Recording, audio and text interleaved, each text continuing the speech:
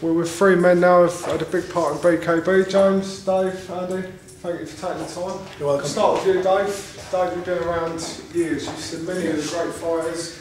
Charlie Bronson, Roy Shaw, Lenny McLean. What do you think about this, what's going on tonight? Because it's always been this is a very spiteful game. This is real testosterone gladiator stuff. You know, it's worth me coming up here on a Saturday night to watch it. Yeah, it is.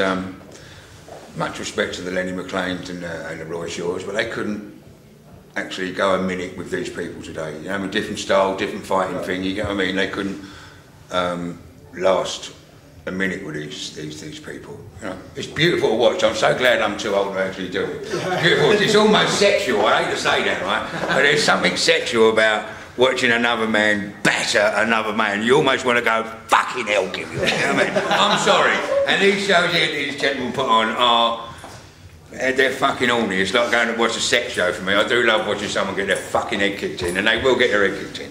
I actually cheat, see that? I'm a cheat. Now I'm 50. Now I'm 50, I cheat. Dave, have you seen the fights from the last couple of shows? I have, yeah. What one stood out for you the most? You've got James McCrory, Dave James and Chopper, yeah. James and Dave. That's my favourite one, yeah, James. That's proper man stuff, isn't it? Who the fuck? Every man in the world wants to be, or hopes he's got that inside him, what them two blokes had there, right? Every man is supposed to have a bit of that in him, but that, once you watch it, that's fucking rare, right? That's rare, that's...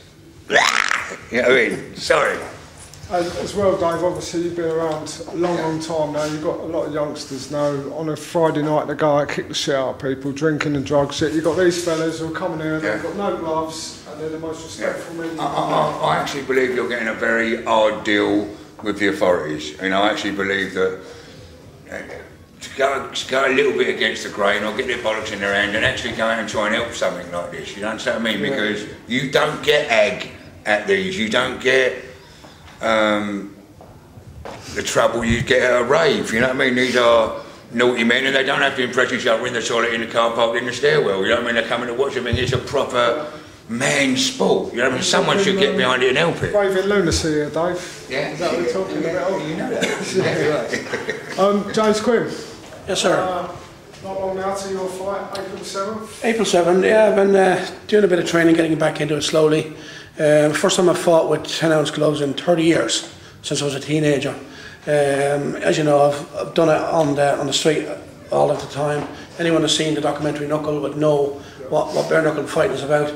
Myself, Quinn Promotions and Andy with B-Bad are the driving force in trying to take this sport out of the dark ages back into where it should be. Because as much as people say about it, it's a noble sport. It's really, there is 2 gentlemen that will go in there and fight, and they'll respect each other and they'll shake hands with each other, and they'll walk away, believe it or not, as friends. Because I've had so many fights where I went in fighting an enemy and I walked away with a friend, even though one was a loser.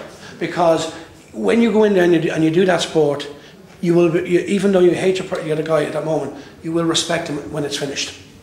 Do you think it's different, this style of fighting, to like the Traveller style, obviously, because you had a long running feud with the Joyces and stuff, and a lot of that was videos on the internet? So yeah, it's different because of the rules and regs, the ring, and the health and safety that Andy is putting into place, and ourselves. Because when we do it on the road, we're doing it to settle a feud, and it works. But bringing it mainstream into a sport, what's needed is the health and safety issues, where there's a medical team, medics and a standby ambulance, which we're putting into places.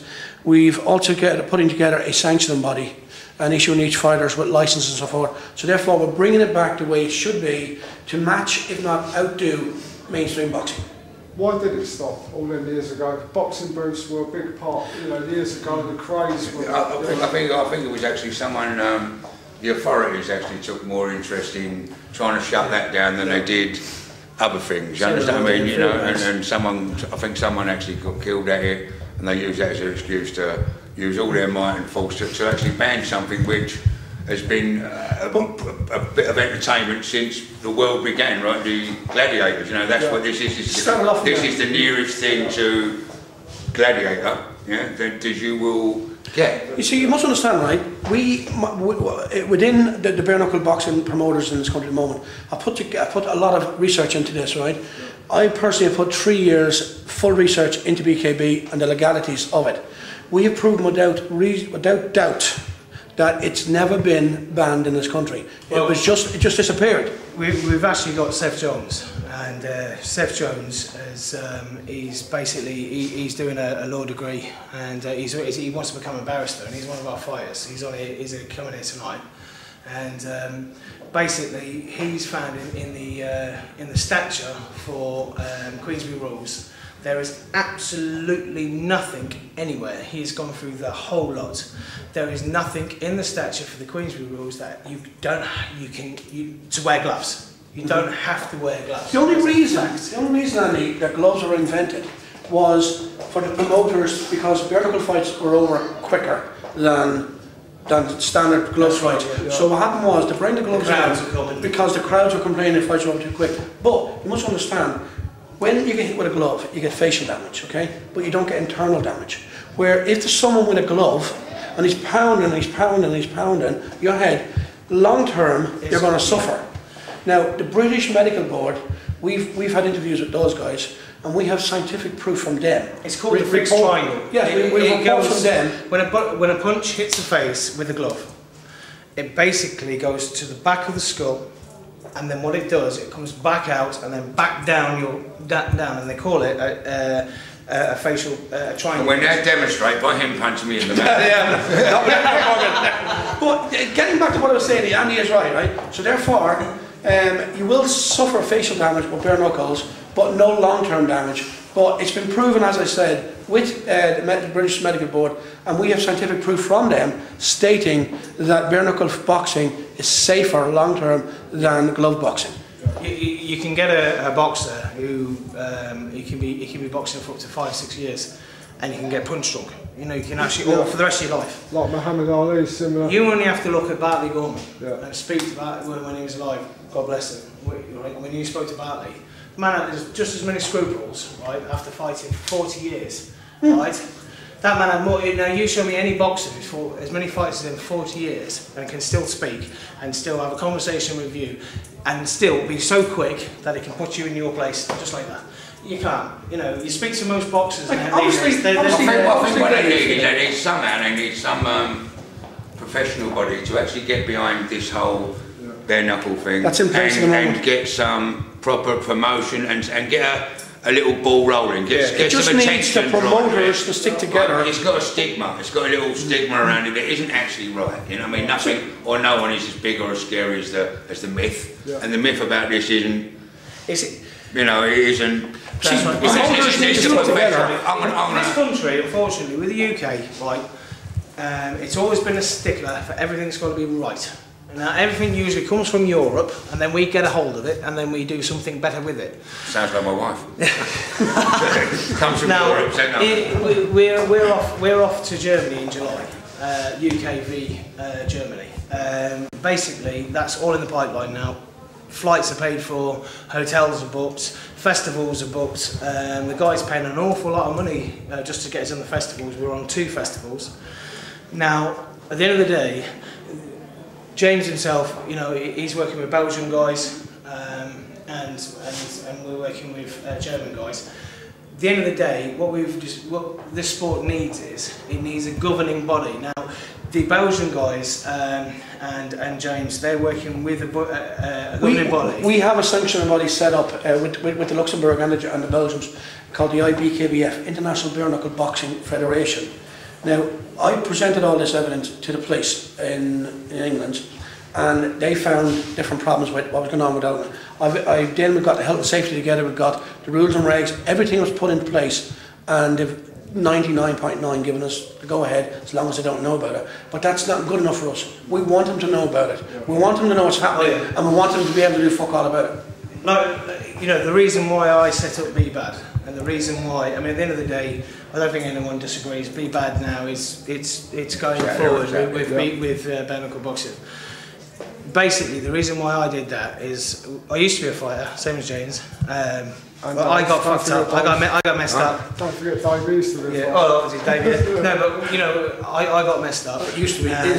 Yeah, I got messed up, and because of that, I couldn't fight. But the one thing I did do was always stay in the fight game. We either promoting or watching. And I watched a Polish guy, and it was down a lane, and it was for a bit of cash. Yeah. And the Polish guy got very, very badly beaten up, basically. And they left him on the side of a bleeding road, and they drove off.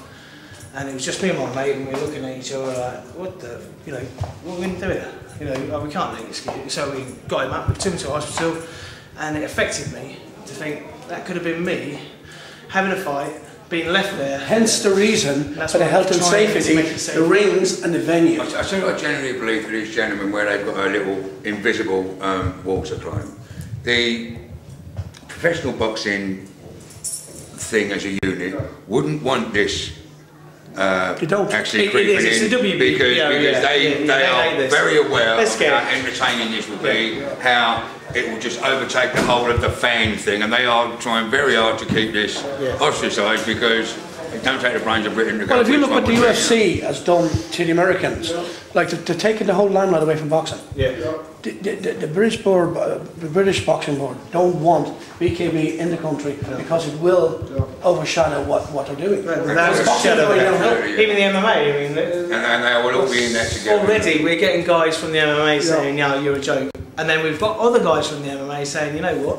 You're doing a good job." They're saying it as they drive past. They don't actually come up here and go, "Oh, you're a fucking joke." I haven't seen that. You're a big MMA fan, Dave. We've seen you at Cage Rage and all that sort of shows. So you know yourself, even MMA hasn't got a governing body. No. I mean, do you think this You've got an uphill struggle, but you have got to start it. Somewhere along the line, you're going to have to start it legally here and keep the shout going. And I think there's someone working on that at the moment, up the north of England. As you will see, it's very, very entertaining. It's worth the argument. It's worth arguing for this sport. And it needs to be argued, and it needs to now, we are now on the pinnacle of actually going absolutely papers galore, saying, look, you now have got to take this serious, because if you don't, you are the ones who are going to get somebody hurt, not us. We're trying to get this safe.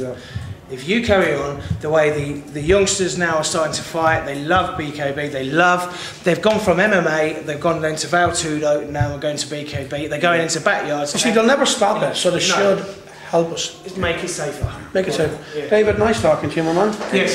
Thank you. God bless you, my man. God bless you.